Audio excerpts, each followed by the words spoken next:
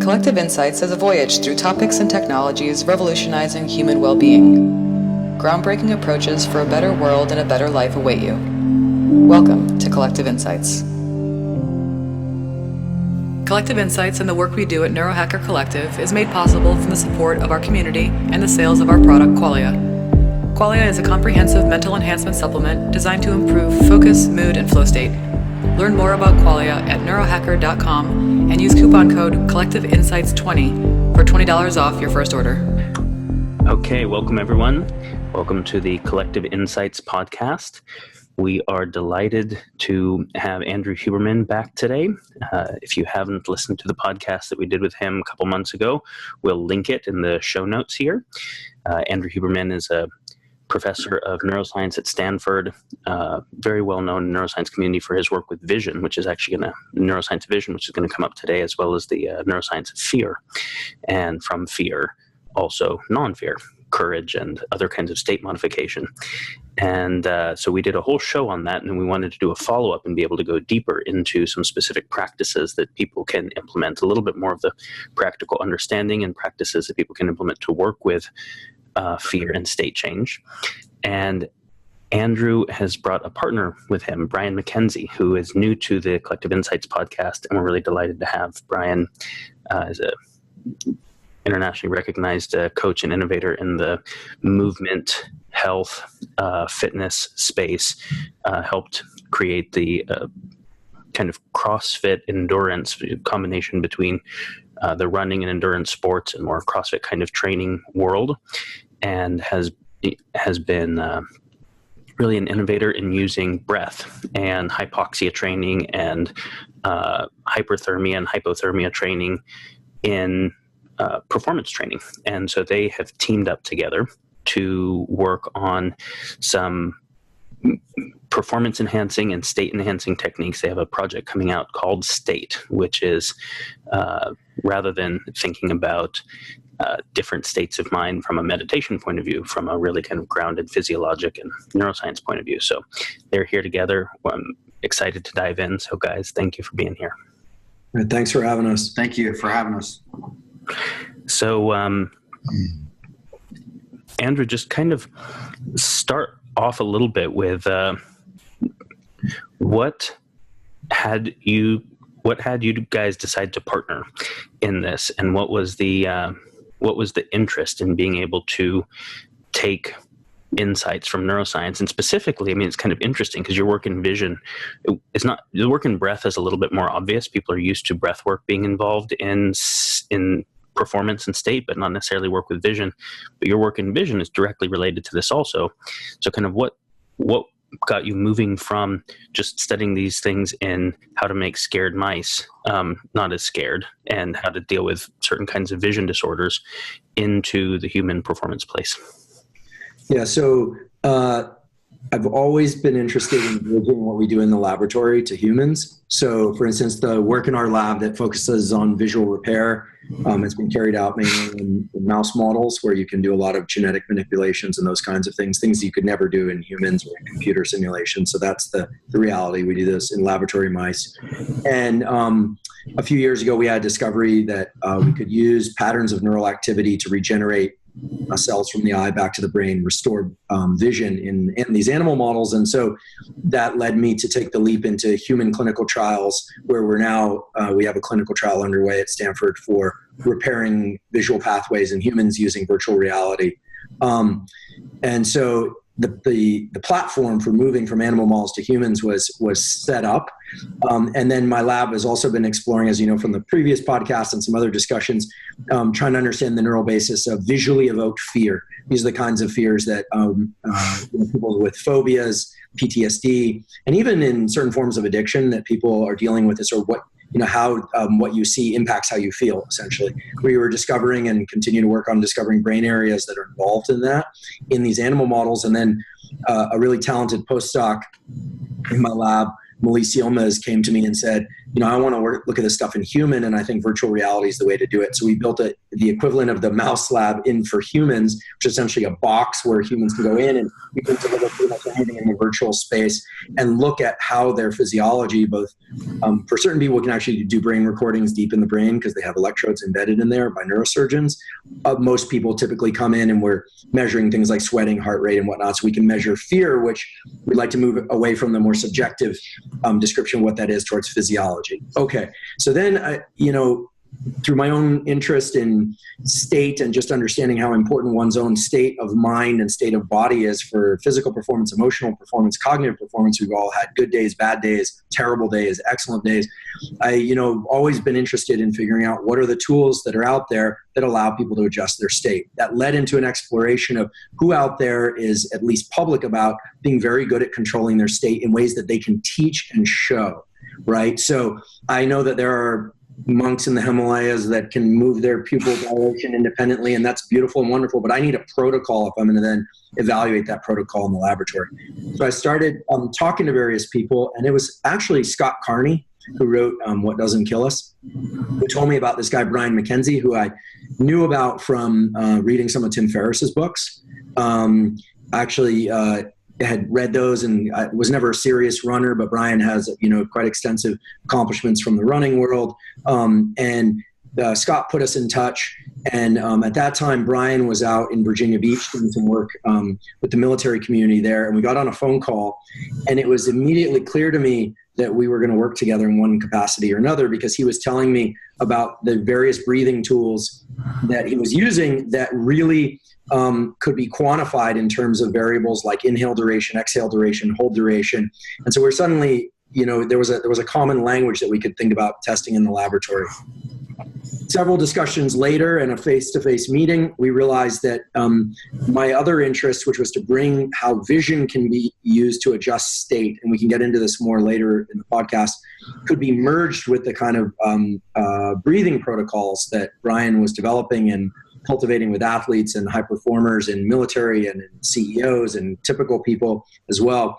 And, fast forward through many discussions and real interest in merging the best of controlling one's state through breathing and the best of controlling one's state through the use of the visual system. And we realized that we had the potential for to build a really valuable tool, aka a commercial product that we could put out to people in either app form or other form. And so that's what really cemented the partnership, and the business partnership is really where we've decided to move forward first. Yeah. So this is the movement from science to applied science and then to tech, where you recognize someone's scared, their breathing changes, their vision changes. So then can we consciously change vision and breathing to be able to change their state and affect sympathetic, parasympathetic type dynamics? And one of the things that's so cool is there's really no drug interactions, there's no liver toxicity, there's no risk like there would be with any kind of biochem, and it is really kind of free or close to free once the information is there and directly relevant to everyone. And of course, if you're working on something like increasing parasympathetic tone, that's not a specific treatment for a disease, but it does happen to be health promoting across everything. So I'm really excited about what you all are doing in the space. Brian, would you share with us a bit of how do you go from kind of peak performance training in endurance and in, cross-training type worlds to studying state induction? Pay attention. It's interesting because my background began in movement and understanding movement to a large degree, namely within the running and endurance world.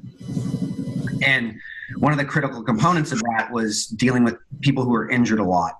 And that is something that comes up. In fact, it's between 50 and 70% at any given time in that industry where, people are dealing with some sort of an injury to a large degree. And injury is nothing more than a movement fault that's been repeated over and over again. And thus began the journey with that and understanding, well, if you use strength and conditioning, you can actually make an athlete stronger. They start to move a little better. We start to see positive responses. Then stumble upon some breathing devices and people who are using breathing, and looking back on experience in the yoga world and what happens there, and starting to connect dots that, oh yeah, breathing patterns actually matter. And, the diaphragm actually working correctly, actually helps innervate that parasympathetic tone. We start to see all these things start to show up, and we see that they're all connected, thus moves into, if I'm more parasympathetically engaged, or I'm using a breathing pattern that's doing that, then I'm actually altering or suffering that physiological response that could be happening if I were more sympathetic dominant. And take an athlete who's obviously in an aerobic place, but their mouth breathing heavy, and we tend to see more of that sympathetic cascade get set off, and we start to see somebody who's in a compromised position, to where when we can change that, bring them more into nasal breathing, when we develop that, it inevitably changes the entire state of the individual. Or if we're talking from a recovery standpoint, if I'm just huffing and puffing and trying to blow the house down in order to recover, I'm not actually doing the best I can at recovery and utilizing what's networked through my own biology to a large degree. So the physiological intercept is there with the breathing, and then Andrew's and my work and coupling that now with vision, we're starting to get the visual stuff out there, just peppering it a little bit, to where athletes and peak performance now starting to really go, so if I use this visual cue and this breathing cue, I've got a double in, you're using two sensory, you're using two ways of altering things through your own physiology with things that don't need, outside intervention. So you found out that as you were working with very specific forms of breath pattern, you could not only get people to perform better, but to recover faster and get injured less, which are all huge deals, as well as then you started to find that it also affected their anxiety, their other aspects of quality of life. 100%. I mean, I've worked with a number of, high-level competitors, gold medalists, top performers that are dealing with a tremendous amount of anxiety. And it's a no-brainer. Oh, yeah, you're going up in front of the world to compete, and, what do you do, in that moment? Well, you can control your breathing. You can control your visual cueing. These are things that can actually help with all of that. But the interesting part's been, it's not necessarily before or after. Those are the no-brainers. It's what's happening in the moment. Yeah. What's happening between footsteps? What's happening between strikes? What's happening between reps? Are you actually keeping in more of that parasympathetic tone that allows you to actually rebound quicker and be more effective with that sympathetic tone? It's really profound, because as Andrew mentioned, there might be somebody in the Himalayas. When you think about the yoga tradition or the Taoist traditions or any of the traditions that studied longevity and human performance, where they didn't have what we call science, but they had smart people paying attention over the course of a long period of time. You look at focus of the eyes, and you look at breath work as like some of the very first things that happen, right? In the yogic system, yantra and pranayama are some of the foundational things. But it's pretty absent in comparison to something like nutrition in modern performance. You think about, okay, so how much do we dial in our nutrition? You look at a bodybuilder or an athlete, making sure not only their macros, but their micros are precisely dialed in, and all the blood tests we do to make sure that our endocrinology and all the biochem is dialed in. Then you say, okay, well, how long could I last without food? And to just have some sense of how critical it is. And then how long could I last without breath, and how well would I perform without vision? And to get a sense that all of the macros that come in are oxygen rate limited in terms of what they can do in a cell, and all of our performance is vision rate limited, and that we just don't pay anywhere near as much attention to it. It's almost like, as big a field as nutrition is, this is comparably big and even more fast acting field, and you guys are really helping open that up. Yep. Yeah, I think I don't want to steer this in a direction that perhaps you didn't want to go, but the interest in vision, as you mentioned, the yogic traditions and meditation traditions, it's all about vision and breathing, right? Are you going to concentrate on your so-called third eye center? Are you going to use a soft gaze? My interest in using vision as a tool to adjust arousal state really stem from two sources. One is observation of animals and the different species of animals that have different levels of aggression, or let's call it mellowness or placidity. So if you look at all the animals that are grazing type animals, we know based on the neuroscience of their anatomy and physiology that those animals generally have panoramic vision. They can see everywhere around them, and their job is mainly to eat grass and observe for incoming predators. If one of them is picked off by a predator, they're so placid at their core that what they at the heart of their being is that their tendency is to be, when they're awake, that they're pretty relaxed, but they pretty quickly go back to being relaxed. They'll do some shaking, which itself is interesting, and then go back to being relaxed. They are basically a mellow animal. A hunter, most smart hunters like lions and tigers sit around all day pretty relaxed, look at chill, and then when it's time for them to hunt, they go into a virgin's eye movement, and they do this, calculate time and distance very carefully, attack and kill, and they eat. Now, humans have the capacity, just like those large carnivores, to move back and forth between both. And so when you think about soft gaze, which is the kind of like relaxed gaze, versus focused virgin's eye movements, virgin meaning converge on a single point in order to judge time and distance very carefully, hunt and kill. You look at the way I was paying attention to the way most people spend their days, and it's looking at the phone, looking at the keyboard, looking at this, looking at that. Pretty much in sleep is the only time that they're relieving their brain of doing these very intense spaced calculations. So that was one interest, was sort of the naturalistic understanding of comparative neurology, really, comparative neuroscience. And then the other one is that if you look into any of the martial arts traditions, there's also this idea about dialing out your focus in order, and I don't even think martial artists necessarily really know why this is, but it turns out that the panoramic vision, kind of paradoxically, is actually much faster reaction time. The cells and the neurons that carry that information are much thicker, and it's just basic physics that the bigger the cables, kind of like a thicker pipe, the faster the conduction velocity. So your reaction times are actually much faster when you're not focusing on one thing. Kind of ironically, when you get stressed, you tend to focus on one thing. There's actually an adjustment. The pupil gets bigger that allows you to look at one thing in your immediate environment, and you lose all the other information. Now, that's never really been put forward. That whole set of concepts has never really been put forward into a set of protocols. And so when Brian and I started talking about his breathing protocols that could downregulate people into more relaxed parasympathetic states, or could ramp people into more sympathetic and focused states, we came up with the idea to pair those two, right? Really start pairing panoramic vision with, say, exhale, emphasize nasal breathing to get people into more relaxed states, and conversely, more virgin's eye movements combined with more pranayama-esque type breathing, although here I'm using kind of broad strokes. And we realized that now when you combine those two power tools, vision and breathing, you can really get into states really quickly, and you start to be able to maneuver your states extremely well.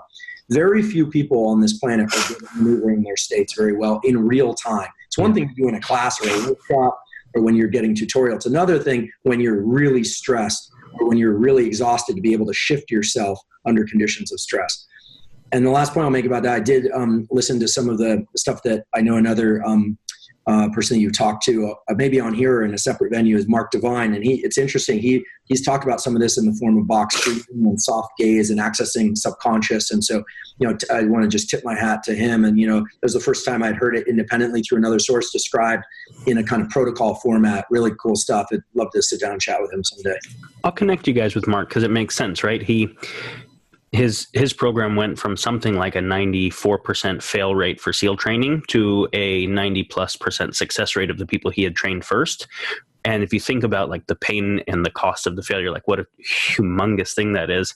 And he said it all was state control, because he said everybody who failed had the physiologic capability. They just got their ego involved and overdid it, so they lost their endurance, or they got scared or something. So it was almost all working the state control to be able to have their actual capacity really come on board when they needed it.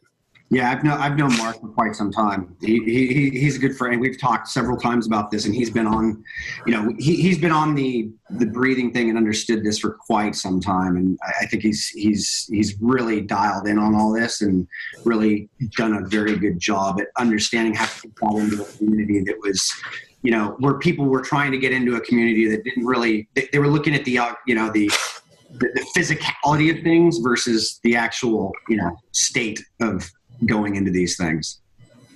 So something that you were mentioning, Andrew, that I think is just such a key insight that is obvious once you hear it, but I don't think it's obvious for everyone before they've thought about it, is psychological state is correlated with changes in physiology. And the correlation actually has bidirectional causation, meaning if I get scared, my breath is going to get shallow, my focus is going to change. But that also means I can have conscious override of my breath and my vision and change state. And the fact that we actually have the ability to have conscious override of autonomic nervous system function is just awesome. And I mean, that's the space that you guys are in. And there's obviously going to be more things than just vision and breath, as you mentioned, shaking. So that's the polyvagal theory and the TRE work. Out of curiosity, have you guys looked at that work much to think about inclusion of it? We haven't put it into our into the state app, which we can talk about more yet. I actually went recently and took what they called neurogenic yoga, but it was really this neurogenic release stuff, and, where it basically involves activating I never pronounce it right, the psoas muscles. You sort of get them into spasm, and then lie back and you kind of move your knees at varying distances and get the shaking release. I find it incredibly relaxing afterwards. And the logic that they spelled out at the beginning was really smart, that there are these natural postures that embody defensive postures when you're covering your vital organs and so forth. Incidentally, my postdoc, Melissa Yilmaz, showed the equivalent thing in animal models, that there are these natural responses to threats. And now she's studying them in humans. So we're monitoring body posture and whatnot. That's great.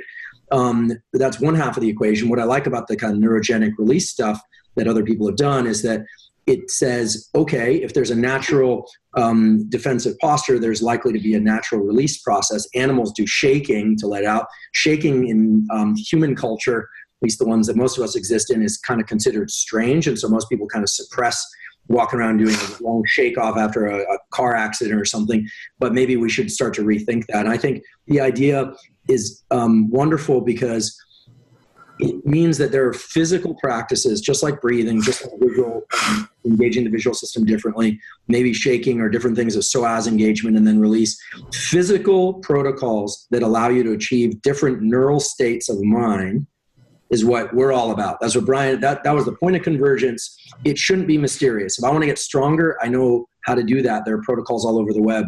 If I want to get faster, if I want to run further, if I want to get more flexible, there should be, and we and others, of course, it's not just us, are creating protocols that don't rely on these kind of murky spaces like mindfulness, which are very hard to quantify, very hard to measure progress. And that's really been our goal. And Brian can comment more on this.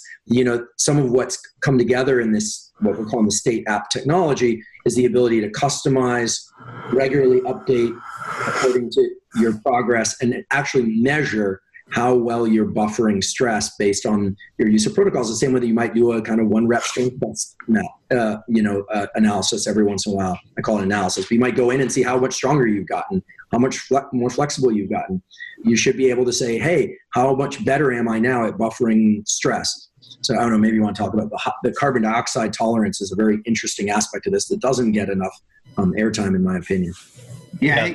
You brought up a good point, and this is something we actually teach within the performance side of things on power, speed, endurance. But, there's stimulus and there's response. But in between those is choice.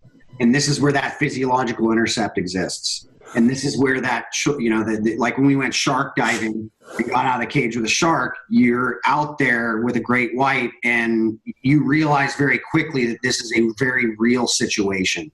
And you have choices, and you're actually trained to do something, which is not run from the shark, and actually go at the shark if the shark comes towards you, which is very different. But not the only, but one of the key things that we obviously were using was breathing, and using a rhythm of breathing versus a shallow, short breath to control that. And I actually saw a variable difference in that, in my ability to not be stuck on one shark, look at others. And this is in any situation. It doesn't need to be shark diving. It could be getting off the couch and out of your house because you're terrified of going outside. These are all the same types of things. in essence on a, kind of physiological level for people.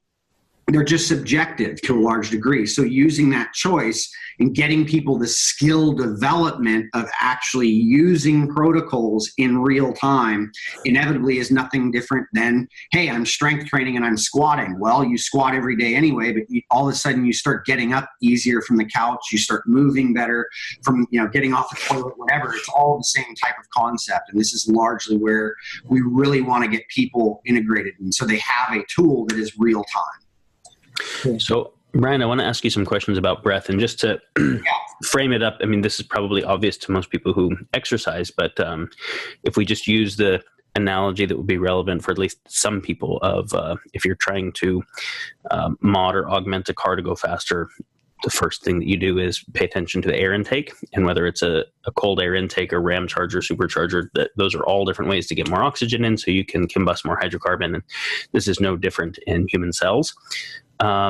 So paying attention to the ability to process more air effectively is obviously a big deal from just total cellular energy and metabolism point of view, in addition to what it does neurologically, right? So we're looking at it affecting the bottom-up systems in terms of the energy of the cells and the top-down systems in terms of the neuroendocrine regulation of that's what's so fucking fascinating is if you think about the human as a self-organizing system that has both bottom-up and top-down regulation, breath is immediately affecting both simultaneously, which is really fascinating from a kind of cybernetic point of view. But talk to us a little bit about, we're not just saying deep breathe. You're talking about very specific things where the length of the inhale, the length of the exhale, the length of the hold at the top and hold at the bottom all do different things. Yes. Share some about that. Yeah. So, well, the very interesting part of this is that dependent upon your own physiology, we seem to have a very different reaction to specific patterns. So if I were to take a box breathing set or just a typical pranayama, like we've done this with Andrew and I, right? Where he did a 1-1-2-1 cadence in the morning which is something I used, it put him to sleep. And where with me, it kind of gets me in this very kind of alert but calm place, ready to get about my day. Whereas on the flip side of that, he does more of a hold or an inhale hold and a exhale. And it's just it's like a 1-3-2 combination. And then it repeats itself, right? He gets upregulated from that. He gets into that alert, calm feeling, right? Where I feel like I'm ready to just calm down and go to sleep or take a nap. And so what we were looking at was inside performance. Let's just say we had somebody working out or riding a bike, right? We start to see breathing patterns that are shifting regardless of telling anybody anything. Well, if you look at that, like you're going back to your intake levels, if my CO2 tolerance is relatively low, you're going to have somebody who's breathing quite rapidly. So you're going to have somebody who's over breathing to a large degree at an early stage, which means we're becoming more sympathetic, or even we're using more glycogen quicker versus using more of the mitochondria and being oxidative and using fat as that primary source of fuel, right? And so when we start to play around with these breathing patterns, we start to see where we can check off where somebody really is no longer aerobic and they're becoming anaerobic. And if we can start to control those things, it becomes train those things, it becomes an incredible tool to show an athlete or an individual where they're either move off with movement, because if I'm moving poorly, I'm going to default to a poor breathing position, which is dropping my jaw open and breathing through my mouth, and I can just use my chest. And I'm no longer needing to use my diaphragm as the primary vehicle for breathing. It'll still work, but it probably isn't working to its effectiveness, right? So what we see largely is that there's a lot of variance within people and CO2 tolerance. But if I'm actively engaging in a program where I'm starting to develop a higher level of CO2 tolerance, ironically, I'm now utilizing oxygen more effectively. And this is what we see in freediving communities, where they develop high levels of CO2 tolerance and are able to hold their breath at extreme levels, and they're highly specific.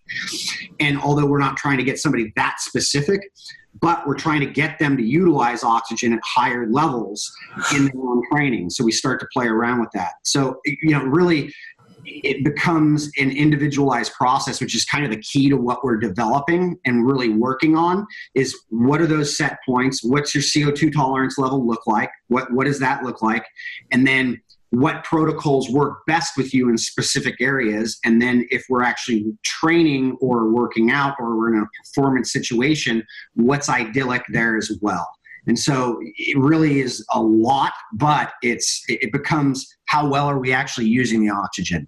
And if I'm somebody who's not very tolerant of CO2, I'm not using that oxygen real well. I'm curious if either of you guys can speak to this. If someone is training in endurance sports or they're training in free diving in particular, their CO2 tolerance is going up. Physiologically, what's happening that mediates that? Is that increasing hemoglobin? Is it mitochondrial biogenesis? Is it metabolic flexibility in terms of the cells? What's the physiology that's changing that increases the CO2 tolerance capacity? I would say all of it. You just kicked off. But it's really getting that mitochondria and developing that aerobic capacity to a large degree, the ability to deal with more CO2 in the system, but while maintaining, which is developing as you're working. And so as the body starts to adapt or make those adaptations to the stress, it means I'm recovering from these things, it starts to utilize that oxygen more effectively at higher CO2 levels, right? To where when we hit those threshold markers, we become more, there's just more work than the mitochondria can actually handle at that point. So it switches over. It's also that the data aren't totally in on this, but there are areas of the brain that sense CO2 in the brainstem, right? That makes sense. And they trigger a breathing reflex, right? And so free divers are very good at suppressing that reflex. And so that's some neuroplasticity without question. Maybe just for the listeners so that they know that in terms of protocols, what Brian was referring to is what we're putting together is something that is customized to the individual, right? So some people buffer CO2 better than others, that updates as you get better. And that one of the sort of moments where we realized that we had to work together was when, we're thinking it shouldn't be the case that you have a catch-all breathing program or vision program or any state control program that just like you wouldn't give the same dosage of a prescription drug to everybody, it has to be individualized, but that not only that, but that there ought to be protocols that could get you into specific desired states. So a lot of what we've put together is something you can say, okay, I want to be calmer. I want to be more energetic. I want to be more alert. There's also the more subjective stuff, like I want to be more present, which is kind of interesting because it's not really clear exactly what that is neurologically, but nonetheless, we put together protocols that really capture people's individuality in terms of ability to buffer CO2. Now, okay, so in terms of CO2 tolerance, people often say, well, what should I do? People always want like an immediate protocol. And, Mark talks about this a little bit too, right? One of the best things you can do for yourself, provided that you're not speaking or swimming, is to nasal breathe, right? And so Brian's really been a big proponent of nasal breathing during endurance sports. At first, it takes some adjusting, but then you find this enormous untapped capacity. This is also true if you're taking an exam or you're going into a stressful circumstance, interpersonal circumstance, whatever it is. Shifting to nasal breathing, we think can really help blow off more CO2 more rapidly. Now, so it tends to make you feel less stressed. Now, it's interesting too, because the CO2 tolerance is something that can be measured, sort of back of the envelope calculation of your ability to slowly let out carbon dioxide through your nose after a big inhale, and how long and slowly you can release that tells you how, I believe neurally, this is just a belief, I don't have any direct data on this, but how neurally you're able to control and withstand different states of CO2 within the body. And we see huge variation that doesn't seem to depend so much on fitness level. People who have so-called CO2 blowout times where they're exhaling over a minute. Other people in 6 seconds, like, really? How could that possibly exist? Or how could that possibly be? And so there's huge variation. Those represent starting points for different breathing protocols to get into different states. And so I look forward to a day, hopefully not too long from now, when it's no longer the case that you say, oh, I'm going to do this meditation or this breathing protocol, that really it's tailored to you in the moment, right? And the other wonderful thing about breathing and vision protocols is, I'm not trying to knock on meditation, but unlike what I call depart and sit meditation, where you're like, okay, everybody, I'm going to go meditate for an hour or something like that, or for half an hour, even 5 minutes. Breathing and vision are available to you in real time, right? So it's not so important that you completely avoid stress. It's what happens when you're already stressed, right? I think that we would all love to never get triggered, never launch into these chronic stress states, but that's not realistic, right? If you're a normal human being pursuing life goals, you're going to, reasonable life goals, you're going to encounter stress. And so breathing and vision allow you to do that in real time. And that, I think, is one of the enormous powers of these sorts of protocols, that it's not like, okay, see you later, I'm going to go on retreat, which is wonderful. Now, I'm sure it has real utility. But what about in the real world, when suddenly you get a text message that something you thought was going to happen isn't going to happen, and you happen to hit the car in front of you while that happens? It's how you handle those circumstances. And you can't prepare for those, but you can prepare to react to them better. And that's where breathing and vision really come in handy. Okay, you guys both just said so many really fascinating things. I'll see which ones to respond to first. Regarding personalization. Yep. It's fascinating because, so with Neurohacker, we're working on on the infrastructure to personalize nutrient delivery, and it's amazingly fucking difficult for nutrients, right? Because how people use a particular nutrient depends on their genetics, but it's not one SNP. It's looking at combinatorics across lots of SNPs to be able to understand that, and it depends upon how much they're already getting in their diet, and then so many things. And then when you look at the total number of nutrients and then the combinatorics across all those, right? Like, say a handful of them all have methyl donors in them. How do they affect each other? And then being able to do even the compounding pharmacy of the delivery of that is really tricky. So we're working on a platform where people can upload biodata, we can customize formulations and have a robotically automated compounding pharmacy. But think about what a bitch that is.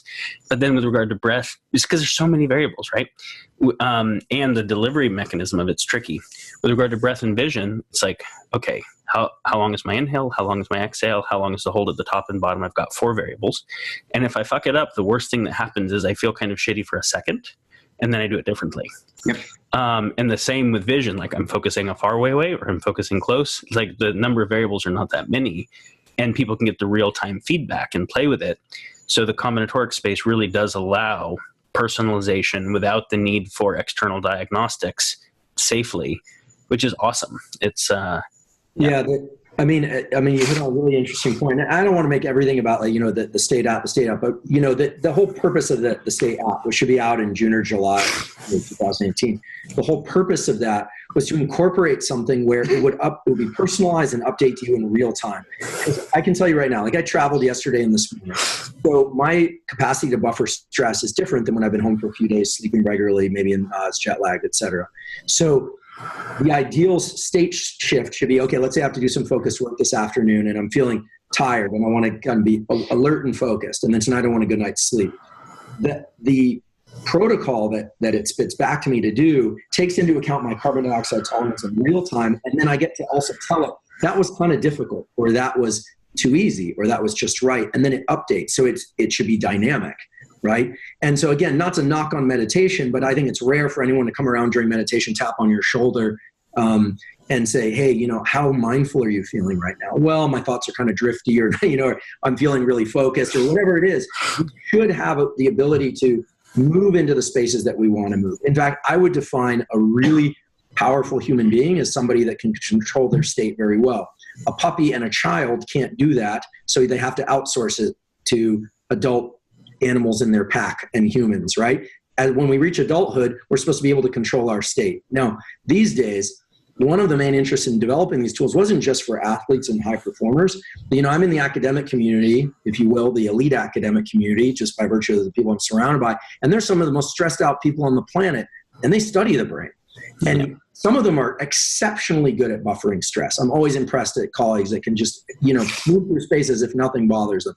But then when you start talking to students of all kinds, or athletes of all kinds, or high performers of all kinds, they'll reveal to you, and this is something Brian and I get into a lot, is that they tend to be very good at high performing in a narrow trench, meaning a limited set of activities. And you take them out of that, and they've kind of fall to pieces.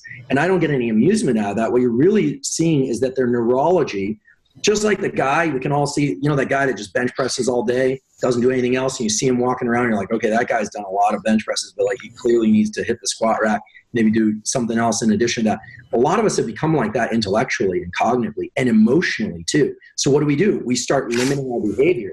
And so a really effective human being can tolerate a number of different circumstances, right? It doesn't have to be high danger circumstances. It can just function well and know they can function well, right? You could even define confidence as the ability to know that you're going to function well regardless of circumstance. And so Brian was telling me these stories, we travel together and we're talking about things and talking science and talking performance. He's telling me about these athletes and these people I've looked up to for so long, many of whom are exceptional in their sport or exceptional in their craft, but then they fall apart in a different domain. You see the same thing in any community where you're looking at high performance. So to become a more well-rounded human being, I would argue one of the best things you can learn to do is control your state, right? This is very interesting because I know, Brian's work coming into this was saying, all right, you have great weightlifting capacity. Can you run? And looking at adaptive capacity in the physiologic domain. But when you talk about adaptive capacity writ large, we do train people to be specialists. And in the age of in rapidly increasing AI, which is very good at specialism and not great right now at generalism, that's actually the stupidest thing to keep doing, right? Our ability to do not just hill climbing algorithms, but valley crossing algorithms. How do we identify totally new capacities we haven't trained in at all and quickly adapt to be able to do that is probably the most adaptive capacity that we need right now. Now, of course, there's skill development, which you're not going to get that quickly. If I know how to do math, it doesn't automatically mean that I know shit about biology. But if I know math and I'm not terrified of going up in front of the chalkboard, and then I'm in a biology class and I'm terrified of it, even the biology sense making I would normally have to ask good questions is going to be gone because I'm terrified. So the state control doesn't give me new specific domain capacity, but it keeps me from being incapacitated. And if you look at how much, whether it's public speaking or a startup or dating or whatever it is, how much people don't do that they could actually learn to do just because they're afraid. I mean, it's tremendous. And it is true that breath and vision and physiology are involved in whatever it is that someone's doing. So it's fun to think about state control as something that increases people's adaptive capacity in any domain. Yeah, easygoing and high performer don't tend to go hand in hand. And yet easygoing people tend to try more things or more adventurous. I'm going to actually just borrow something I learned from you, Daniel, which is that there are behaviors that lower the baseline on our life. There are behaviors that keep the baseline stable, and there are behaviors that elevate the baseline. And by elevating the baseline means it opens up new opportunities, makes you more adaptive and functional. And state control, whether or not it's through breathing, whether or not it's through vision, or a combination of the two, I would argue regular breath work, I really learned this from Brian, regular breath work or vision practice, it improves the baseline in your life. And I think the great success of meditation in recent years, the apps like Headspace and Calm and Oak and things like that are wonderful tools because they tend to improve the baseline on one's life, right? We're trying to develop tools, we've been developing tools that will allow you to do that and really feel the shift almost instantaneously. And I think that also, speaks to why, if you hang out with Wim Hof or you attend one of his seminars, you do Wim Hof breathing, I mean, you feel something right away. You can feel your state shifting. You go, aha, because I've got these levers, how long I breathe, how long I hold, and, where I look and where I don't look, and whether or not I close my eyes or go into panoramic vision. These are the tools of not self-control, but self-regulation. Mm-hmm. That's really powerful. So I have some practical questions I want to come to, but I want to ask a couple tangential ones first, because I know a lot of our listeners are people who study various, call it biohacking type methodologies. And Brian, you actually said a couple things that relate to this. So the State app obviously doesn't need additional hardware, but I have some hardware questions. So hypoxia training. When you're talking about increased CO2 tolerance and being able to upregulate things like oxygen utilization and autophagy of senescent cells and things like that, have you played with, do you recommend hypoxia training? Yeah. It's not going to be, to some degree it's incorporated into the app. This isn't a robust function. Like, this is not a free diving app, right? It's mildly using these things based off of your own CO2 tolerance to help you adapt to a specific pattern, excuse me, it's a slowed breathing pattern. So any sort of slowed breathing pattern from your normal respiration rate is going to help that increase, sure. Right?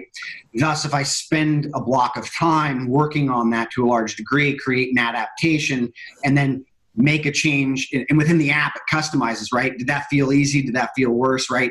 And then all of a sudden it starts to ramp up a little bit, and then it becomes easier there. And so it's like a training protocol to develop this whole notion behind CO2 tolerance and what we've seen within the free diving world to a large degree, and even within the yogic world, to where it's like you slow this breathing down, all of a sudden you become calmer, you start to process things a little bit better, because as your stress goes up, as Andrew was talking about earlier, like traveling and stuff, his CO2 tolerance was probably off quite some bit, and it is. And we've seen that across the boards, especially with myself. And the interesting thing is emotional stress, or things that we're doing to ourselves throughout our day without the physicality of it, is actually having more of an impact on that CO2 tolerance than physical stress, where, after a workout, my CO2 tolerance probably isn't very high. But if I can get it, the sooner I can get that back to baseline, which is it's not really hard to do within a 1 hour period, where if I'm cooked emotionally and psychologically, that is going to be a long-term thing you're going to see. Like, we're talking days on end until we can get that back to normal baseline. Mm-hmm. So obviously slow breathing is kind of hypoxic. And we have fun machines like the LiveO2 systems that do the hypoxic, hyperoxic training, and I'm sure you guys have played with those. I particularly think it's fun to be able to alternate between those for the autophagy and then the ramp up the ATP production. But I think something that's fun is to recognize how much of that can be done just by changing breathing, right? Exactly. Yes, and I have played with all of that. Like I've played with all the altitude machines. I've got two. And the interesting thing is you go and put a pulse oximeter on, and you get in one of those, or you start using one, and you see those O2 saturations drop below 94%, and you're working, and at first it really sucks, but then you start to make the adaptations and things start to change, right? Well, if you go and use hold your breath for a specific amount of time, give yourself 1 or 2 breaths, go right back to it, you can start to lower that and keep below that for some time, and you can start to create a lot of the same effects that are happening. So another hardware-based tech that people engage in breath training is HRV, right? Heart rate variability training. And typically, in at least very simplistic HRV, now obviously we have biofeedback there to customize it, but there is, some thought about being more dominant on inhale or more dominant on exhale and more dominant or top or bottom holds. Have you guys done kind of HRV training with the type of breath work you're doing to have the insight about what's happening parasympathetically? Yeah, a little bit. We wanted to put together a technology that relied on the minimum of hardware, right? Yep. An app, and from that experience with the app, something that you could actually incorporate in your moment-to-moment life, even if you couldn't, take out the app and do a session. So we've done a little bit of that, and we've worked with colleagues that are also using those tools. I think it's very interesting. I think that in real time, snapping on a device is, a real time stress event is a little bit trickier. I think for regular practice, if you can do a morning session or evening session, which I would hope everyone would have these days, a state control practice that they use, whether or not it's meditation or something more like breathing vision. But we haven't moved things into heart rate variability too much. My laboratory, on the other hand, is evaluating everything from sweating to heart rate to pupil size to, if we can, we're deep below the skull. And so that's where I think in time data are going to come out, that are going to tell us what the new protocols. I mean, ultimately, the reason I maintain a laboratory as a scientist is deeply interested in what we don't know yet, which are what are the aspects of our physiology that we can tap into through different practices, and what are some of the underlying molecular mechanisms that, I think we want to evolve new practices. But science takes time, and in the meantime, there are already these valuable tools. Yeah. So as we As we wrap up here today, can you guys share some things that would be already applicable for our listeners that are useful either in breath or in vision or both? And then when the state app comes out, we will update everybody and send an email out so that people can get it, because it's something we're excited about and support. But if someone wants to start, and obviously it doesn't have the feedback for personalization and full training, but if someone wants to start some breath work and some vision practice, what can they start with? Yeah, on power, speed, endurance, we actually have a CO2 tolerance calculator where it's it's a timed exhale test. This isn't anything we created. This is an old school free diving application that they use to set tables for doing actual hypoxic or CO2 tolerance building sets, right? And this test we found really helps with understanding A, mechanics, B, your CO2 tolerance, and C, your psychological reaction to as CO2 builds. And what's happening is you're having to slowly exhale. If I have to dump air really quick, we may have a mechanical issue, we may have a CO2 tolerance issue, and psychologically you may be not very comfortable with high CO2 in the body, right? So, or in the lungs. That said, getting a baseline with that is really critical. It'll help you understand where you're at when you have a baseline. So when you understand how long you can really do it after doing it a number of times, then when you start to see that increase, you're making these jumps, right? So from a protocol standpoint, I think it's really simple, is using something like a box breathing set, or even a pranayama, like a 1-1-2-1 breathing protocol. So as you're given the numbers, everyone doesn't necessarily know the numbers. So would you explain I'll explain that? So a 1-1-2-1 would be an inhale, a breath hold, an exhale, and a breath hold or pause on the end, right? And so if I was inhaling for 6 seconds, 1-1-2-1 would be 6-6-12-6. My exhale would be double time. So we're working on more of a parasympathetic, a longer exhale, right? A box breathing set on a 1-1-1-1 would be 6-6-6-6, right? So inhale for 6, hold for 6, exhale for 6. And then find an apnea protocol. Something very easy would be like a 1-2-2, right? So it's an inhale. So if it was 6 seconds, then it would be a 12-second breath hold. Then it would be a 12-second exhale. So an apnea only is going to refer to holding your breath longer than you've inhaled, right? Yep. Play around with those 3 and see take some time. Go through 10 sets of one, but don't do them all together. I mean, you can if you want, but go through each of them and write down how you felt after that. Did it actually give me an alert, calm feeling? Did it bring me down? Did I feel like I needed to take a nap? Whatever's happening. Then you can start to set where you're at. And based on your CO2 tolerance off of the power, speed, endurance, we actually calculate out a couple protocols for you to play with so that you don't have to do all the math on it. But it's roughly taking a little bit more than 50% of that CO2 tolerance and putting it into a protocol. So it's powerspeedendurance.com, and then the measurement will be obvious where to find it? Yeah. What's that under, Jace? Learn. Learn. It's under the Learn tab. Yep. So, and it's in there for people to go screw around with, and they can really find a baseline. And so this baseline, once you've established a breathing protocol that works for you, if I go if Andrew had let's say he was using a 6-12-12, and he woke up this morning and 6-12-12 was really difficult after 3 breaths, but he could normally do 10. We know that his stress is up, and we know that he needs to back off a little, so maybe he goes to 5-10-10.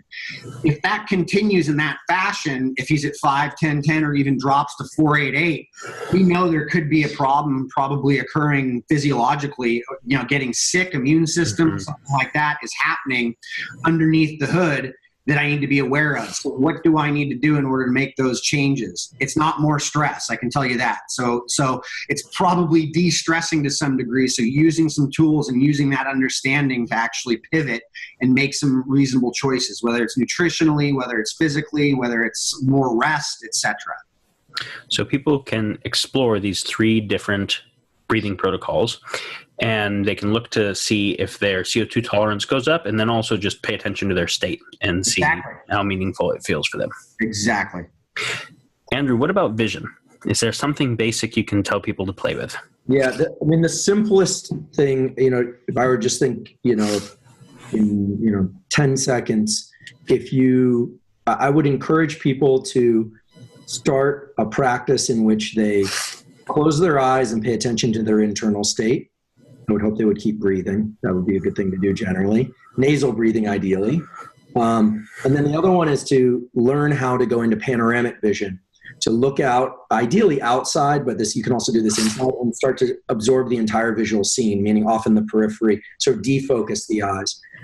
Okay, so the first one really teaches you to focus on yourself and your internal state. The panoramic vision, we know based on evolution, right, tends to put the visual system and the organism into more relaxed parasympathetic state. So I like to suggest, and people might get different results, right? This isn't hard and fast, but the next time you have an event where you're feeling triggered or you're feeling kind of ramped up, go into panoramic vision. Try and go into that soft gaze where you're absorbing the whole visual field around you.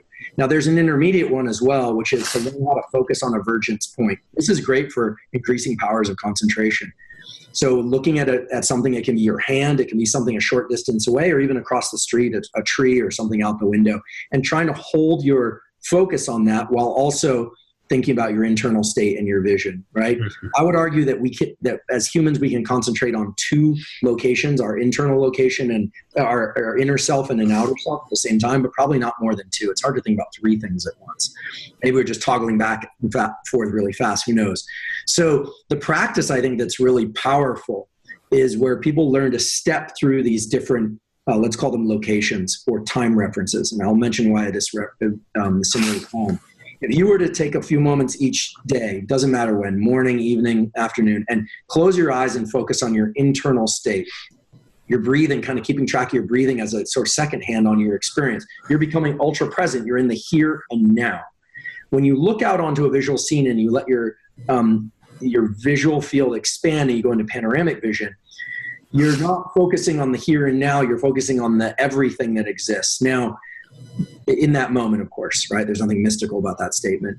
I would argue you're actually expanding your time reference. Things are happening at a distance that are over a period of time. And the way the brain works is it tends to use the visual system to calculate time. This is why a hunter sits there calculating where's the prey now? Where's it going to be in a moment? It's making it's doing math. It's anticipating where it's going to be.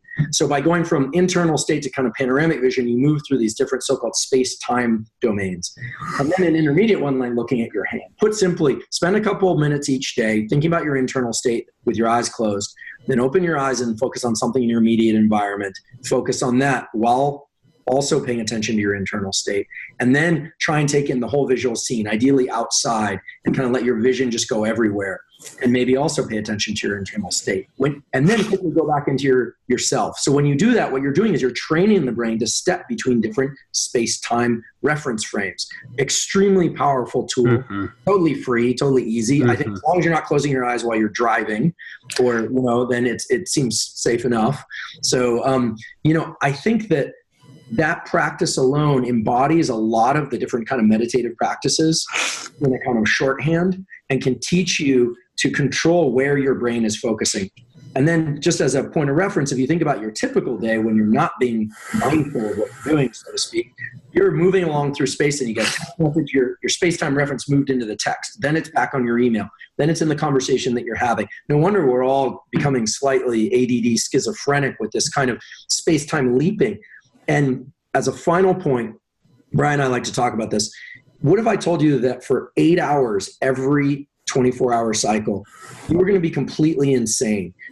Your dead grandmother could walk in the room, serve you cookies. The cookies turn into a dog. The dog turns into poison, walks out, the roof caves in. You'd say, no way, that's crazy. That sounds like a horrible experience. But that's what happens when you go to sleep. You completely give up all space-time control. And I believe that a period of sleep every 24 hours is the way that we reset our capacity to anchor ourselves in space and time. If you've ever been sleep deprived, if you want to really get someone to fall apart, you sleep deprive them. And what falls apart is your ability to kind of stay present in the moment. You kind of are sliding all over the place. So I would say the number one thing you can do is get a really good night's sleep. right? Sleep is so key. I know you guys are developing tools for better sleep. And then the other one would be this focusing internally, focusing externally, and then focusing on everything, and then back and forth again. Yep. I don't know how much research there'd be to back this up, but the two tools that you're talking about together, I would argue there's a very strong case for it being a life extension technology. Because when you think about increased stress, increased sympathetic overtone, increasing probability for all types of disease, from autoimmune to neurodegen to neurocognitive to cancers, like we know that well, then being able to come out of sympathetic overtone and actually activate the parasympathetic system that does immune and digestive and respiratory and all kinds of physiologic repair, as well as in the hypoxic training, being able to actually increase autophagy of senescent cells, and then increase biogenesis of mitochondria, as well as increase regulation of the neurologic system. Like if you just think about it from what causes the breakdown of the regulatory systems that leads to disease, these are things that are actually very high in the flow that would be relevant to them. So besides helping people not feel anxious and be able to perform better, I think that's very meaningful from what is the future of healthcare that prevents a need for sick care, is tools like this. So it was a delight to have you both on the show. I'm super excited about the app. So I know June is the target date. I also know that it's a tech startup, and so it'll come out when it comes out. And whenever it does, we will share it with people. And do you know what the URL is going to be yet? OptimizeState.com. OptimizeState.com. No D. And OptimizeState.com. And it's... You can go there right now and put their email in to get notification when it's going to be coming out. Great. And performancespeedendurance.com. PowerspeedEndurance.com. Excuse me. PowerspeedEndurance.com. They can find some information in the CO2 tests. Yep. Guys, thank you so much. This was a blast. I look forward to playing with the app when it comes out. Thank you. And we'll talk more soon. Thanks so much, Daniel. Thanks so much, Daniel. Thanks, all. Thank you for listening to Collective Insights. For the full show notes on this episode and for more great interviews, visit us at neurohacker.com/collective insights. If you liked this episode, please subscribe to the podcast and leave us a 5-star review on iTunes. Want to learn a better strategy for mental well-being? We designed a beautifully illustrated 32-page guide integrating care for your mind, brain, body, and environment into a balanced approach for a better life. Download the foundational guide to neurohacking at neurohacker.com/guide.